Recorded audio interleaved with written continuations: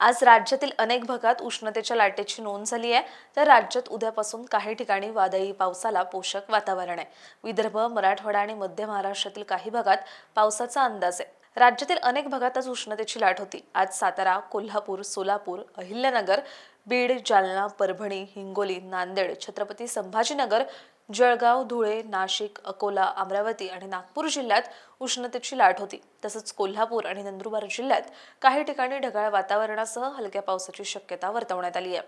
उद्या जळगाव, छत्रपती संभाजीनगर, जालना, परभणी, हिंगोली, नांदेड, वाशिम, यवतमाळ, अकोला, अमरावती, नागपूर आणि वर्धा जिल्ह्यात उष्णतेच्या लाटेचा इशारा देण्यात आलाय. तर धाराशिव, सोलापूर, लातूर, नांदेड, हिंगोली, सातारा, सांगली, कोल्हापूर, सिंधुदुर्ग जिल्ह्यात काही ठिकाणी ढगाळ हवामानासह हलक्या पावसाचा अंदाज देण्यात आलाय.